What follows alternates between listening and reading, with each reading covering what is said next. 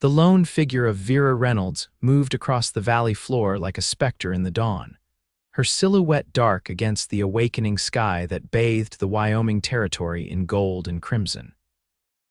The year was 1876, and the promise of a new beginning had pulled her west after the war had taken everything but her will to survive. The small ranch she'd inherited from her uncle sat nestled in a pocket of green between craggy hills, far from the booming mining towns where men still fought over claims and where the railroad had yet to reach. It was a good distance from civilization, which suited Vera just fine. At 24, she had seen enough of what mankind called progress. This morning, as the cool April air bit at her cheeks, she made her way to the creek that bordered her property. She had spotted tracks the previous evening, a herd of wild horses that occasionally watered at this secluded spot. Vera wasn't interested in catching them, not today anyway. She simply wanted to watch them, to feel the vicarious freedom of their untamed existence. She settled on a flat rock overlooking the water, her brown riding skirt spread around her like a pool of earth. She removed her hat, letting her auburn hair catch the breeze. Reaching into the pocket of her jacket, she withdrew a small sketchbook and pencil. Art was a luxury she rarely afforded herself during the endless tasks of managing the ranch alone, but when she could steal moments like this, she cherished them. The sound came first, the thunderous rhythm of hooves striking hard, packed dirt. Then movement caught her eye as they appeared over the rise, a dozen or so mustangs led by a magnificent black stallion. They were still some distance away, moving toward the creek with a skittish energy that spoke of their wariness. Vera held her breath, pencil poised over paper, not wanting to spook them. The stallion spotted her first. His head rose sharply, nostrils flaring as he scented the air. For a moment, horse and woman locked eyes across the distance, an acknowledgement between two beings who understood the meaning of survival.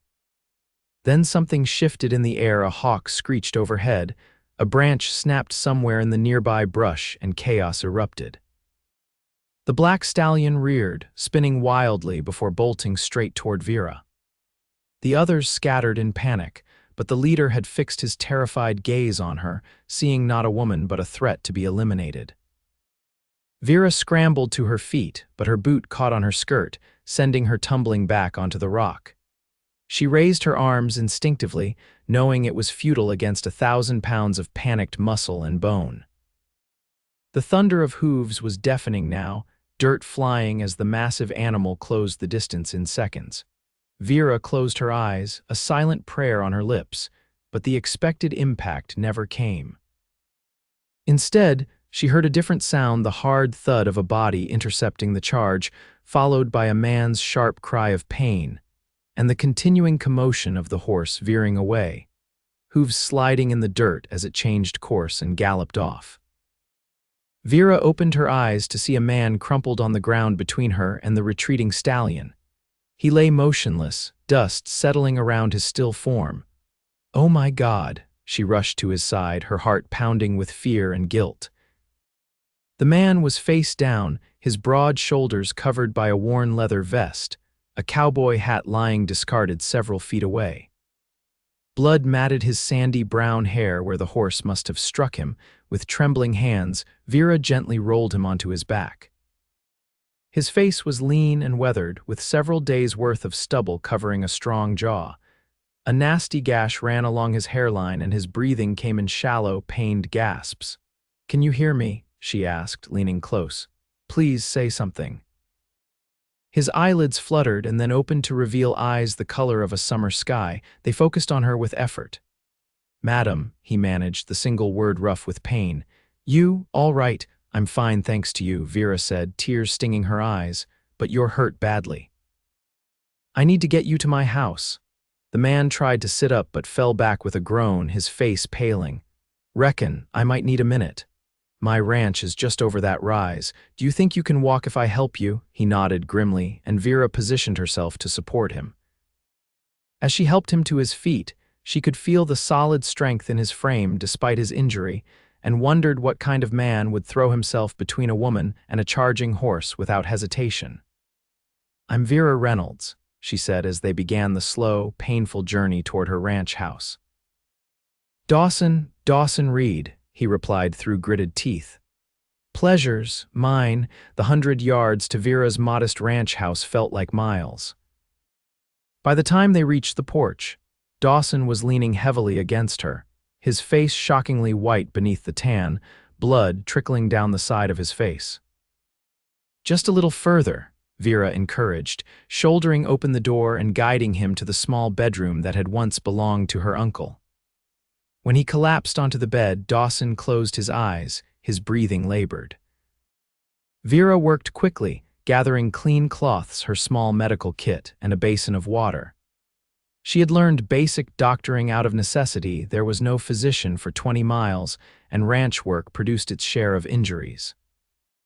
Still, as she began to clean the wound on Dawson's head, she worried it might be beyond her limited skills. That horse caught me good, Dawson mumbled, his eyes still closed. Why would you do such a thing? Vera asked softly, carefully wiping away blood to reveal a deep gash. You could have been killed, one eye opened, regarding her seriously. Seemed the thing to do at the time, madam. Despite her worry, Vera found herself smiling. Well, Mr. Reed, your timing was impeccable. I believe I owe you my life. Just Dawson, please, and no debt's been created here. As she tended his wound, Vera noticed other scars on his body, an old bullet wound on his shoulder, visible where she'd helped him remove his vest and shirt, a jagged mark across his collarbone that looked like it came from a knife. This man was no stranger to violence. You're a long way from anywhere, he observed, wincing as she applied a tincture of iodine to the cut. Not many women run a place alone out here. It was my uncle's, Vera explained. After the war, there wasn't much left for me back east. When he died last year, I decided to stay on. Dawson studied her with newfound respect. That takes grit. This land doesn't give its bounty easily. I'm learning that daily, she admitted, but it's mine and I mean to make it work. After bandaging his head, Vera insisted he rest. You've likely got a concussion. You shouldn't be moving around. Dawson seemed about to protest, but the pain evidently convinced him otherwise. Maybe just for a spell, he conceded. Got a horse that needs tending, though. Where is it? I'll see to it. Bay gelding. Should be ground tied near the creek where I intercepted your stampede. Vera nodded, relieved to have a task. I'll find him, you rest. Outside, the morning had fully blossomed, the spring sunshine warming the land. Vera found Dawson's horse exactly where he'd said it would be, a handsome bay with a white blaze, patiently waiting with reins dragging the ground. The animal regarded her calmly as she approached. Hello, fellow, she said softly. Your master's had quite a morning. She gathered the reins and led the horse back to her small stable, where she removed his saddle and bridle and gave him water and feed. As she worked, she noticed the quality of Dawson's gear, worn but well-maintained, with a Winchester rifle in the scabbard and saddlebags that suggested a man who traveled light but prepared. Upon returning to the house, she found Dawson asleep, his face relaxed in a way that made him appear younger. Vera stood in the doorway watching him for a moment, struck by the strange turn her day had taken. Yesterday, she'd been utterly alone on this ranch, with nothing but her small herd of cattle and 2 horses for company. Today, a stranger had saved her life and was now sleeping in her spare bed. The rest of the day passed quietly. Vera completed her chores, checking on Dawson periodically. By evening, he was awake again, insisting he felt well enough to sit at her small kitchen table for supper. This is mighty fine cooking, Miss Reynolds, he said appreciatively as he ate the simple meal of beans, bacon, and cornbread she'd prepared. Just Vera, please, she responded, echoing his earlier words. And thank you, though I'm afraid my skills in the kitchen are serviceable at best. After weeks of my own trail cooking, this is a feast. He paused, seeming to consider his next words carefully. If you don't mind my asking what brought you to the creek this morning, Vera felt a flush of embarrassment. The wild horses, I like to sketch them sometimes. Dawson's interest appeared genuine. You're an artist? Hardly, just a hobby from before everything changed. War changes all it touches, he said quietly, and Vera sensed he spoke from experience. Were you a soldier? His expression shuddered slightly. For a time. Confederate cavalry, not something that wins many friends these days. Vera nodded, understanding. The war had ended 11 years ago, but its shadows lingered. My brother fought for the Union, died at Gettysburg. She swallowed hard. But that hatred, it has to end somewhere, doesn't it? Wise words, Dawson said, his eyes softening as they met hers. Though not everyone shares that view. They talked well into the evening, Dawson sharing stories of his travels since the war, working cattle drives in Texas, breaking horses in Colorado, even a brief stint as a deputy in a Kansas town. Vera found herself laughing more than she had in months, drawn to his quiet humor and the thoughtful way he listened when she spoke. When Dawson finally retired to the spare room, refusing her offer to take the couch instead, Vera sat alone by the dying fire, contemplating the strange twist of fate that had brought him to her doorstep. Tomorrow, she suspected, he would insist on continuing his journey. The thought left her with an unexpected emptiness. Morning arrived with the chorus of birdsong and the soft glow of dawn through calico curtains. Vera rose early, as was her habit, and was surprised to find Dawson already up, despite his injury. He stood on her porch, watching the sun rise over the eastern hills. "Should you be on your feet?" she asked, joining him. He turned, offering a small smile that transformed his serious face. "Head still pounding, but I've had worse. At least let me change that bandage before you decide to ride off." A curious expression crossed his features. "You seem mighty certain I'm leaving." Vera leaned against the porch railing, suddenly self-conscious under his steady gaze. "Men like you don't usually stay in one place long." "Men like me?" There was a hint of amusement in his voice. "Drifters, cowboys, men who prefer the open road to putting down roots." Dawson considered this, looking out over her modest ranch, the small corral where her horses nickered for their morning feed, the barn that needed a fresh coat of paint, the handful of cattle grazing in the distance. "Might be I could delay my travels a day or two," he said finally. "That barn roof looks like it could use some attention, and you shouldn't be climbing up there alone." Vera felt a surge of pleasure at his words, though she was careful not to show it. "I couldn't ask you to do that, not with your head injury." "You didn't ask, I offered." His blue eyes crinkled at the corners. "Besides, I owe you for the doctoring and the meals." "You owe me nothing," Vera insisted. "You saved my life." "Then let's call it even and say I'm just being neighborly." She couldn't help but laugh. "Neighborly. The closest neighbor is old Mr. Finch 10 miles east, and he rarely leaves his property. All the more reason you could use a hand for a spell." And so Dawson stayed. The day or two he'd mentioned stretched into a week, then 2. His head wound healed quickly, but there always seemed to be another task requiring attention: the barn roof, a broken wagon wheel, a section of fence damaged in a recent storm. Vera knew she should insist he continue his journey, but the truth was, she had grown accustomed to his presence, to having someone to talk with over meals, to the sound of another person moving about the property. Dawson proved himself not only capable but intuitive, often addressing problems before Vera even mentioned them. He seemed to understand the rhythms of ranch life instinctively, rising before dawn and working until dusk without complaint.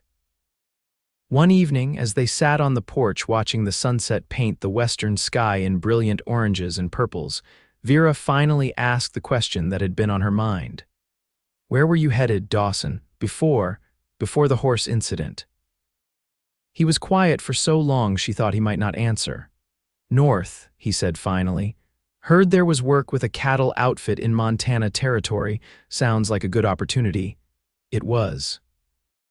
The way he phrased it was, not as sent a small thrill through Vera that she immediately tried to suppress. She had no claim on this man's future, no right to feel pleased that he seemed in no hurry to leave. "They'll likely have hired someone else by now," she said carefully. Dawson shrugged, his gaze still on the darkening sky. "Other outfits, other jobs, always work for a man willing to do it. And you've done plenty of it here," Vera observed. "I can't thank you enough for all your help." He turned to look at her then, his expression serious in the fading light. "You've given as good as you've got, Vera Reynolds. Not many would take in a stranger, tend his wounds, feed him." Not many would throw themselves in front of a charging horse for a woman they'd never met. A smile tugged at his lips. Touché. In the comfortable silence that followed, Vera felt a tension building between them, not unpleasant, but charged with unspoken possibilities. When Dawson finally spoke again, his voice was lower, almost hesitant. "That wild stallion's been back, you know. Seen him watching from the ridge most mornings." Vera nodded. She'd noticed it too, the black horse standing like a sentinel on the hillside, as if keeping tabs on the humans in the valley below. "He's magnificent," she said. "Even after what happened, I can't help but admire him." "Been thinking we might be able to gentle him," Dawson suggested. "With the right approach, he seems curious about this place." The use of "we" did not escape Vera's notice, but she chose not to comment on it. "You know how to gentle wild horses," learned from a Comanche man years back. "Different approach than most cowboys use. Takes time, patience, no ropes, no breaking their spirit." "I'd like to see that," Vera said sincerely. Dawson hesitated, then added, "Would take weeks, maybe months. Horse like that with his pride can't be rushed. Weeks, months." The implication hung in the air between them. "Well," Vera said softly, "I'm not going anywhere." The following day marked a shift in their routine. After morning chores, Dawson led Vera to a flat area near the creek where he'd noticed the stallion drinking. He carried only a small sack of oats and a length of rope, which he used not to make a lasso but to mark a circle on the ground. "First rule," he explained, "is establishing boundaries. Horse needs to know where he stands with you." Vera listened intently as Dawson detailed the process, how they would first simply exist in the same space as the stallion, letting him become accustomed to their presence without threat. How they would gradually introduce themselves as beings worthy of trust rather than fear. It was a philosophy as much as a technique, and Vera found herself drawn to the gentle wisdom underlying Dawson's words. "You really learned this from a Comanche man?" she asked. Dawson nodded, his expression turning reflective. "After the war I was lost. Wandered into Comanche territory, not caring much if I lived or died. Instead of killing me, an old man named Tall Bird took me in. Taught me to see horses, all creatures, really as having their own medicine, their own way in the world." "That's beautiful," Vera said, genuinely moved by the revelation.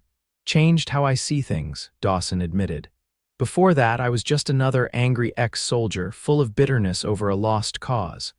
They spent the morning preparing the area, then retreated to watch from a distance. Sure enough, by mid-afternoon, the black stallion appeared with several mares, approaching the creek cautiously. Dawson and Vera remained perfectly still, seated on a rocky outcropping downwind. "He knows we're here," Dawson whispered. "See how he keeps looking over." But he's curious now, not just afraid. For the next week, they repeated this ritual daily. Gradually, they moved closer, always respecting the invisible boundary they'd established. The stallion's visits became more regular, his wariness slowly giving way to a tentative acceptance of their presence. During these quiet hours of observation, Vera and Dawson really talked in ways Vera hadn't experienced since before the war. She told him about her family in Virginia, how the conflict had divided them, her father and brother fighting for opposing sides. She spoke of the devastation that followed, the plantation sold to pay taxes, her mother's death from grief as much as illness, her decision to seek out her uncle's remote ranch rather than accept a loveless marriage proposal from a northern businessman. In turn, Dawson shared his own story, a Texas childhood cut short by war, the disillusionment that followed defeat, years of drifting from job to job, place to place, never quite belonging anywhere. He spoke of nightmares that still haunted him, of comrades lost in battle, and the struggle to find meaning in a world that had moved on while he remained trapped in memories. "Sometimes I think that's why I understand wild things," he confessed one evening as they watched the stallion from afar. "They live entirely in the present, no regrets about yesterday, no fears about tomorrow." "Is that why you've never settled?" Vera asked, her voice gentle. Dawson was quiet for a long moment. "Never found a reason compelling enough, I suppose." Their eyes met briefly before both looked away. the implication of his words hanging in the air between them. By the end of the third week, the stallion would graze calmly while Dawson sat just 30 feet away, softly talking to the animal in a steady stream of nonsense words meant only to accustom him to a human voice. Vera watched in amazement as the horse occasionally lifted his proud head, ears pricked forward, listening. "You have a gift," she told Dawson as they walked back to the ranch house one evening. He shook his head modestly. "Just patience. And maybe he remembers I'm the fool who got between him and his target, might have earned some respect. Speaking of which," Vera said, "your head seems fully healed now." Dawson touched the scar at his hairline, barely visible now beneath the tan he'd developed working outdoors. "Good as new. So I suppose Montana might still be calling you." Vera kept her tone light, though her heart pounded as she waited for his response. They had reached the porch steps and Dawson stopped, turning to face her in the golden light of sunset. "Reckon Montana will still be there come fall," he said quietly. "If you're still willing to have me around, there's that stallion to gentle, the north pasture fence to mend, and I noticed your smokehouse could use rebuilding before winter." Relief and something warmer flooded through Vera. "I believe I could tolerate your presence a while longer," she said, unable to keep a smile from her face. Dawson's answering smile transformed his weathered features. "That's so." The moment stretched between them, filled with unspoken possibilities. Then Vera cleared her throat and moved toward the door. "Supper won't cook itself, Mr. Reed. Right behind you, Miss Reynolds." As spring melted into the heat of summer, Vera and Dawson fell into a comfortable rhythm, working side by side to improve the ranch. The black stallion, whom they'd named Shadow, progressed in his training, eventually accepting oats from Dawson's outstretched hand and allowing himself to be approached within 10 feet. It wasn't the dramatic breaking of a wild spirit that most cowboys would attempt, but a slow building of trust that Vera found far more beautiful to witness. Their evenings were spent on the porch or by the fireplace, talking, sometimes reading aloud from one of the few books Vera had brought west, or simply enjoying companionable silence. Dawson proved to be surprisingly well-read for a drifter, and occasionally revealed a dry wit that could make Vera laugh until tears came to her eyes. They were careful with each other, maintaining a respectful distance despite the growing current of attraction between them. Dawson slept in the spare room, and while their conversations grew increasingly personal, intimate topics remained untouched. Yet Vera found herself thinking of him in quiet moments, wondering what it would be like to close the careful gap they maintained. The first real test of their partnership came in early July, when a summer storm brought flash flooding to the creek. They worked through the night moving cattle to higher ground, soaked to the skin and exhausted. When the worst had passed, they stood on a hillside watching the swollen waters below, relieved to have saved the entire herd. "We make a good team," Dawson said, pushing wet hair from his eyes. Vera nodded, suddenly overcome with emotion at the simple truth of his statement. They did make a good team, better than she'd ever expected to find with anyone, let alone a man who'd literally appeared in her life by chance. "Vera," Dawson's voice was concerned. "You all right?" She nodded again, not trusting herself to speak. The rain had stopped, though thunder still rumbled in the distance, and dawn was breaking behind the clouds, casting a strange, pearly light over the landscape. "Let's get you home before you catch your death," he said gently, guiding her with a light touch on her elbow. Back at the ranch house, they changed into dry clothes before Vera built up the fire. She emerged from her bedroom to find Dawson standing by the hearth, the firelight gleaming on his damp hair. He had changed into a clean shirt but hadn't fully buttoned it, and Vera caught a glimpse of his chest lean and muscled from years of hard work, marked with the scars she'd noticed that first day. He turned as she entered, and something in his expression made her breath catch. Without conscious thought, she moved toward him, drawn by a force as natural and inevitable as gravity. "Dawson," she said softly, stopping just a foot away from him. His blue eyes were intense in the firelight. "Vera," just her name, but the way he said it carried volumes. "I think," she began, then paused to gather her courage. I think I would very much like it if you kissed me. For a breathless moment, he didn't move. Then he raised his hand to gently cup her cheek, his calloused thumb brushing her skin with exquisite tenderness. I've been wanting to do that since the day I opened my eyes and saw you leaning over me, he admitted, his voice rough. What took you so long? Vera whispered. Instead of answering, Dawson lowered his head and touched his lips to hers softly at first, a question rather than a demand. Vera answered by stepping closer, her hands coming up to rest on his chest, feeling the steady beat of his heart beneath her palms. The kiss deepened, years of loneliness and wandering dissolving in the warmth that flared between them. When they finally parted, both breathing faster, Dawson rested his forehead against hers. I should have done that weeks ago, he murmured. We have time to make up for it, Vera replied, smiling. That kiss marked another shift in their relationship. Though they maintained separate bedrooms, a concession to propriety even in this remote location, the careful distance between them had vanished.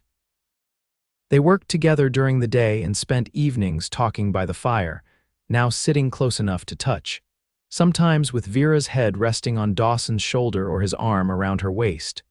July faded into August, bringing searing heat and the constant threat of prairie fires. The work was harder in these conditions, but they faced it together, finding moments of joy even in the most exhausting days. One evening, as they sat on the porch watching a spectacular sunset paint the sky in shades of crimson and gold, Dawson took Vera's hand in his. I've been thinking, he said, his tone unusually serious. Should I be worried? Vera teased, though her heart had begun to beat faster. He smiled briefly before his expression turned earnest again. I've drifted most of my life, Vera. Never thought I'd find a place that felt like home. He paused, his thumb tracing circles on the back of her hand. Never thought I'd find a person who felt like home either. Vera's breath caught in her throat. And have you? She asked softly. Dawson met her gaze directly. I believe I have, if you'll have me. Are you asking what I think you're asking, Dawson Reed? I'm asking if you might consider making this arrangement permanent, he said, a hint of vulnerability in his voice that touched Vera deeply. I know I came with nothing but the clothes on my back and not much to offer except willing hands and a heart that's yours completely. But if that's enough, Vera silenced him with a kiss, pouring all the certainty she felt into the gesture. When she pulled back, tears of happiness shone in her eyes. It's more than enough, she assured him. It's everything. Relief and joy washed over Dawson's features. I should do this properly, he said, beginning to move as if to kneel. Vera stopped him, laughing. You've already been thrown by a horse for me. I think we can dispense with the kneeling.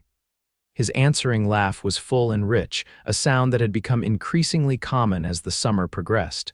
Fair enough. Vera Reynolds, will you marry me? Yes, she said simply. Yes, I will. They decided not to wait. The nearest town with a preacher was a good 2 days' ride, and neither wanted to leave the ranch unattended for that long. Instead, they agreed to make the journey after the first frost, when the demands of the ranch would ease somewhat. We'll be married in our hearts long before any preacher makes it official, Dawson said, and Vera couldn't disagree. That night, Vera made a decision of her own. After Dawson had retired to the spare room, she stood for a long moment outside his door, gathering her courage. Then she knocked softly. When Dawson opened the door, his expression of surprise quickly gave way to something deeper, more intense, as he understood why she was there. Vera, he began. We don't have to, I want to, she said simply. I want you, Dawson. I don't need a ceremony to know who I belong with. He searched her face for any sign of hesitation and, finding none, drew her into his arms. Their kiss was different this time, urgent, passionate, a promise of what was to come. As he led her to the narrow bed, Vera felt a lifetime of loneliness falling away, replaced by a certainty that transcended words. In the pale light of dawn, Vera woke to find Dawson watching her, his blue eyes soft with wonder. What are you thinking? She asked, her voice husky with sleep. That I'm the luckiest man in the Wyoming Territory, he replied, brushing a strand of hair from her face.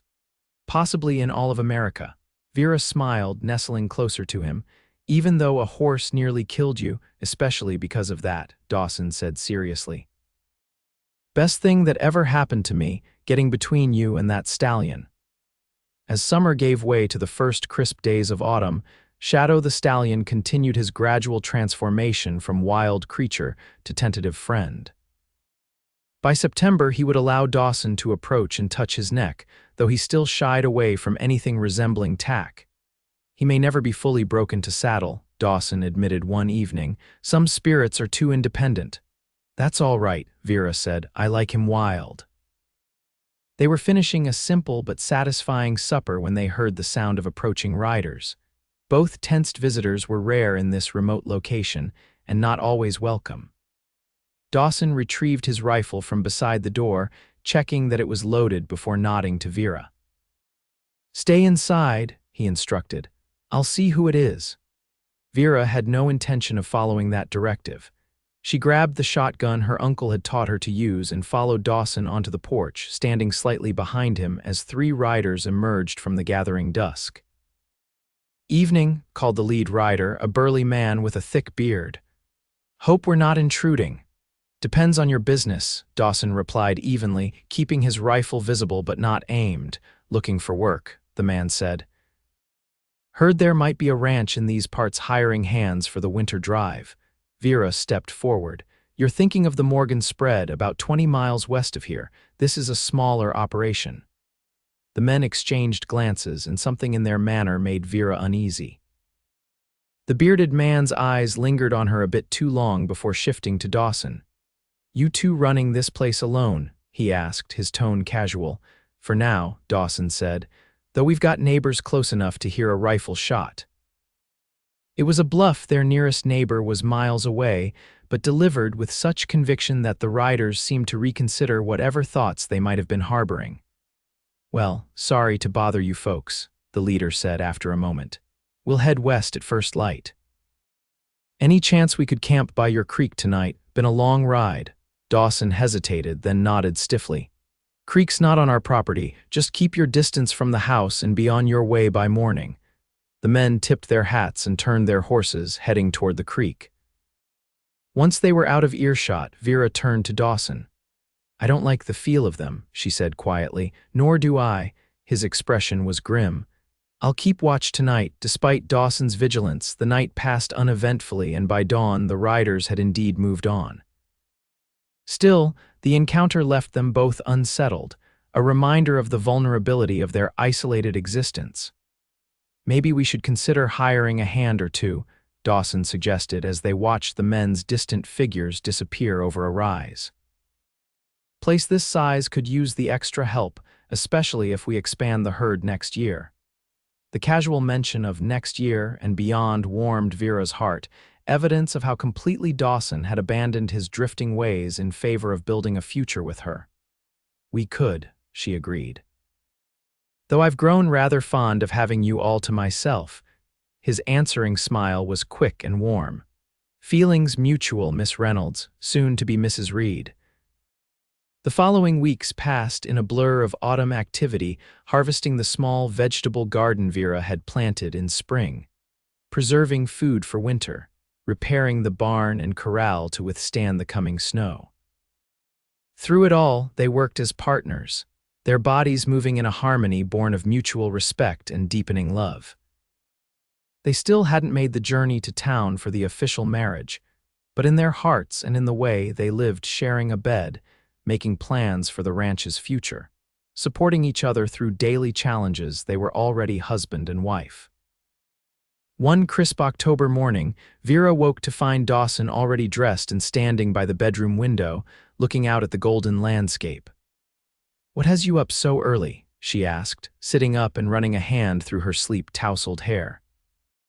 "Shadow's back," Dawson said, turning to her with excitement in his eyes. "And he's brought his whole herd right into our valley." Vera joined him at the window, and sure enough, at least a dozen wild horses grazed peacefully near the creek, the black stallion standing watch at the edge of the group. "It's like he's decided we're trustworthy neighbors," she marveled. "Thought we might take advantage," Dawson suggested. "Weather's perfect, and I'd wager he'll let me get close enough now to slip a rope around his neck. Not to capture him," he added quickly, seeing Vera's expression, but to start the real gentling process. They spent the morning in careful approach, Vera hanging back to let Dawson work his patient magic. To her amazement, Shadow allowed Dawson to not only touch him but to slide a light rope around his neck, accepting the new sensation with only minimal fidgeting. "That's a mighty fine horse you've got there," came a voice from behind them, causing both to whirl around in surprise. The three riders from the previous month stood watching, the bearded leader's hand resting casually on his holstered pistol. Beside him, his companions had spread out slightly, creating a loose semicircle that immediately put Dawson on alert. "Thought you fellows were headed to the Morgan Ranch," he said evenly, keeping the rope loose in his hands, ready to release Shadow if things turned ugly. "Changed our minds," the leader said with a cold smile. "Seems to me a wild stallion like that would fetch a handsome price in certain markets, and looking around, I'm thinking this little spread has more potential than we first realized." Vera moved closer to Dawson, her hand slipping to the small knife she kept in her boot when working outdoors, a habit her uncle had instilled in her. "This ranch isn't for sale," she said firmly. The leader chuckled, the sound devoid of humor. "Wasn't planning on buying it, madam." The threat hung in the air, clear and chilling. Dawson's body tensed, his eyes calculating distances and angles, assessing the danger. "You boys are making a mistake," he said, his voice deceptively calm. "I suggest you move on while you still can." The leader's hand moved to his gun, drawing it with practiced ease. "Afraid we can't do that. Now, why don't both of you just—" His words were cut short as Shadow, agitated by the tension and unfamiliar voices, suddenly reared, pulling the rope from Dawson's hands. The stallion bolted, not away from the confrontation but directly toward the mounted men, perhaps seeing them as a threat to his newly established territory. The leader's horse shied violently, nearly unseating him, while his companions' mounts scattered in panic. Taking advantage of the chaos, Dawson grabbed Vera's arm, pulling her toward a stand of rocks that would provide some cover. "Run," he shouted, positioning himself between her and the riders. They had covered half the distance to safety when a shot rang out. Dawson stumbled but kept moving, pushing Vera ahead of him. Two more shots followed in quick succession. Kicking up dirt near their feet, they reached the rocks, Dawson shoving Vera behind the largest boulder before collapsing beside her, his breathing labored. It was then that Vera noticed the growing stain on his shirt just below his left shoulder. "You're hit," she gasped, reaching for him. "It's nothing," he grimaced, though his face had gone alarmingly pale. "Grazed me is all." Vera knew better. The amount of blood suggested the bullet had done more than graze him, but this wasn't the moment for argument. The riders had regained control of their horses and were approaching cautiously, wary of the wild stallion who still paced nervously at the edge of the creek. "They'll be on us in minutes," Dawson muttered, checking his pockets. "And I left my gun at the house like a damned fool." Vera pulled her small knife from her boot. "It's not much, but it's better than nothing." Dawson's expression was grim as he took the knife. "Vera, listen to me. When I engage them, you run for the house. Get your shotgun, and I'm not leaving you," she interrupted fiercely. "You have to." "One of us needs to." He was interrupted by another shot, this one striking the rock above their heads, sending stone fragments flying. Vera flinched but held her ground, her mind racing for a solution. Then she heard the thunder of hooves, not retreating but approaching at speed. Risking a glance around the boulder, she saw Shadow charging directly toward the riders, his black mane flying, eyes wild with territorial fury. Behind him, incredibly, came the rest of his herd, moving as a unified force against the intruders. The riders didn't stand a chance. Their horses panicked completely, bucking and twisting in desperate attempts to flee the oncoming wild mustangs. One man was thrown immediately, landing hard enough to lie motionless. Another managed to stay mounted but was carried away by his bolting horse. The leader held on longer, firing wildly at the approaching horses before his mount finally succeeded in dislodging him. As suddenly as it had begun, the attack was over. Shadow and his herd wheeled away, galloping toward the distant hills, while the dismounted men struggled to their feet. The leader was limping badly, his face contorted with pain and rage. His remaining companion helped him mount one of the horses that had stopped a short distance away. The third man remained on the ground, moving feebly. Vera and Dawson watched in stunned silence as the two riders collected their injured companion, draping him awkwardly over his saddle before all three disappeared in the direction they had come from. Did that really just happen? Vera asked shakily when they were gone. Dawson nodded, wincing as the movement aggravated his wound. Seems your wild friend decided whose side he was on after all. Our wild friend, Vera corrected, turning her attention to Dawson's injury. And now I need to get you back to the house before you bleed to death. The bullet had indeed done more than graze him, passing through the fleshy part of his shoulder and exiting cleanly painful and potentially dangerous from blood loss, but not immediately life-threatening if properly treated. Vera helped him to the house, where she cleaned and bandaged the wound with hands that remained remarkably steady despite her fear. You're getting quite practiced at patching me up, Dawson observed weakly as she worked. Becoming a habit, I'm afraid. One I'd prefer you break, Vera replied, though she managed to smile. That's twice now you've put yourself between me and danger. And I'd do it 100 times more, he said seriously, capturing her hand in his. You know that, don't you? Vera's throat tightened with emotion. I know. Just as I'd do the same for you. The wound healed slowly but without infection, a blessing Vera didn't take for granted. By the time the first snow dusted the valley in early November, Dawson was able to use his arm again, though certain movements still caused him to wince. Their planned trip to town for the wedding had been delayed by his injury, but as soon as he was well enough to travel, they packed the wagon for the journey. The night before their departure, they sat by the fire, Vera working on mending while Dawson cleaned his rifle a precaution after their encounter with the would-be claim jumpers, who had not returned but whose threat still lingered in both their minds. I've been meaning to ask you something, Dawson said, setting the weapon aside. After we're officially married, what would you think about changing the name of the ranch? Vera looked up in surprise. Change it. It's always been the Reynolds place. I was thinking maybe the Reed Ranch has a nice ring to it, Dawson suggested. Or, he added quickly, seeing her hesitation, we could combine them somehow. Reynolds Reed. Vera considered this. The ranch had been her uncle's legacy, the one thing she had left of her family. Yet Dawson had poured himself into it completely, transforming it from a struggling homestead into a true home. Actually, she said slowly, I like Reed Ranch. It's what we're building together, isn't it? A new start. Dawson's face lit up with pleasure. You're sure? I'm sure. We'll put up a new sign when we get back from town. The journey to town the next day was uneventful, if long. Fossil Creek was a small but growing settlement with a church, general store, saloon, and even a fledgling hotel luxuries Vera hadn't experienced in over a year.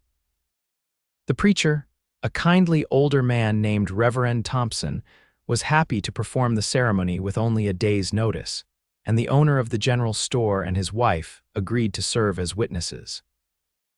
Vera purchased a simple blue dress for the occasion, a luxury she hadn't indulged in since coming west, while Dawson invested in a new shirt and had his hair trimmed by the local barber.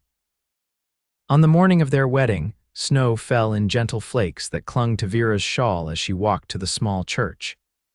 Inside, the simple wooden pews were empty save for their two witnesses, but the altar was decorated with evergreen boughs and candles that filled the space with a warm glow. Dawson waited for her at the front, his blue eyes widening appreciatively as she approached in her new dress. Vera felt a flutter of nerves mixed with absolute certainty as she took her place beside him. The ceremony was brief but meaningful, the preacher's words echoing in the small church as Dawson and Vera exchanged vows they had already been living by for months. When Dawson slipped a simple gold band onto her finger, a surprise he had arranged with the storekeeper's wife, tears sprang to Vera's eyes. I now pronounce you man and wife, Reverend Thompson declared with a warm smile. You may kiss your bride, Mr. Reed. Dawson's kiss was tender yet passionate, a promise of the life they would continue to build together. As they parted, he whispered against her ear, "Mrs. Reed." The title sent a thrill through Vera. After years of loss and uncertainty, she had found not just safety and companionship, but a love deeper than she had ever imagined possible. They spent one night in the hotel, a wedding gift from the storekeeper and his wife, before beginning the journey home the following morning. Despite the cold, their spirits were high as they traveled, making plans for the coming year. Expanding the cattle herd, possibly breeding horses if Shadow and his mares continued to frequent their land, adding a room to the house for the children they both hoped would come. As they crested the final hill overlooking their valley, Vera gasped in delight. Shadow and his herd were there, peacefully grazing near the creek as if they'd been waiting for the humans' return. "Looks like they've decided to stay," Dawson observed, smiling at his wife's joy. "Home," Vera said simply, taking his hand in hers. "Home," Dawson agreed, urging the wagon forward toward the future they would build together, a future born from a moment of courage when a wild horse had bolted toward her and a cowboy had stepped between them and taken the blow himself. 2 years passed, transforming the modest Reynolds homestead into the prosperous Reed Ranch. Dawson and Vera had indeed expanded their cattle herd, added 2 hired hands who lived in a bunkhouse Dawson had built, and even started a small but successful business gentling wild horses using Dawson's patient methods. Shadow never fully submitted to a saddle or rider, but he had become a fixture on their land, leading his herd to the creek daily and occasionally approaching the fence where Dawson would offer him treats. The stallion seemed to recognize Dawson as the man who had once faced him head-on, and a curious respect had developed between man and horse. On a warm spring morning, much like the one when they had first met, Vera stood on the porch watching Dawson demonstrate rope techniques to their newest ranch hand. At 30, Dawson had lost some of the restlessness that had characterized him as a younger man, but none of his quiet strength or the gentle wisdom that had drawn Vera to him. She rested her hand on her rounded belly, feeling the strong kicks of the child who would join their family in just a few more months. Their first child, a son they'd named Thomas after Vera's brother, was now 15 months old and napping inside the house, exhausted from his morning helping his father with chores. As if sensing her gaze, Dawson looked up, offering her the smile that still made her heart skip a beat. He said something to the young cowboy before walking toward the house, his stride easy and confident. "How are my favorite people doing this morning?" he asked, climbing the steps to join her on the porch. "Your son is finally sleeping after informing me very seriously that the chickens said good morning to him," Vera replied with a laugh. "And your daughter, I'm certain it's a girl this time, has been practicing her kicking all morning." Dawson placed his hand beside hers on her belly, his expression softening as he felt the movement within. "Strong like her mama," he said approvingly. "Stubborn like her papa," Vera countered, leaning into his embrace. They stood together for a moment, looking out over the land they had transformed through hard work and determination. In the distance, Shadow appeared on the ridge, his black coat gleaming in the sunlight, mares and new foals grazing behind him. "Remember the day we met?" Dawson asked softly. "How could I forget? You nearly got yourself killed saving me from a horse you now feed sugar cubes," he chuckled, the sound rumbling pleasantly against her back. "Best decision I ever made, throwing yourself in front of a charging stallion." "Meeting you," Dawson corrected, turning her gently to face him. "Everything good in my life came from that moment, Vera. Everything." Vera reached up to touch the small scar at his hairline, now almost invisible beneath his tan. "I thank God every day for your courage. And for whatever twist of fate brought you to that creek at exactly the right moment." "Not fate," Dawson said thoughtfully. "Choice. I chose to follow that creek instead of taking the main trail. I chose to investigate when I heard the commotion. And most importantly," he added, his blue eyes serious, "I choose you, Vera Reed. Every day I choose you." "And I choose you," she whispered back, rising on tiptoes to kiss him softly. The baby kicked again, as if asserting her presence in this moment of tenderness, making both parents laugh. She's going to be a handful, Dawson predicted with a grin. With us as parents, how could she be anything else? Vera replied. Strong, stubborn, and free like that wild horse you stepped between me and. Speaking of which, Dawson said, gesturing toward the ridge where Shadow still stood watching, I've been thinking, maybe it's time we gave him a proper name. He already has one. Shadow. I meant for the ranch, Dawson clarified. Wild Horse Ranch has a nice ring to it, don't you think? Vera considered it, remembering the terrifying, magnificent moment when the black stallion had charged toward her, and the even more extraordinary moment when Dawson had placed himself in harm's way without hesitation. From that chaos had come all of this: their marriage, their children, the life they continued to build together. Wild Horse Ranch, she repeated, testing the name. I love it. Dawson's smile was as warm as the spring sunshine. Then that's what it shall be. As if in approval, Shadow tossed his proud head before turning to lead his herd down to the creek. Vera and Dawson watched them go, their hands intertwined, their hearts full with the love that had begun in a moment of danger and grown into a lifetime of joy.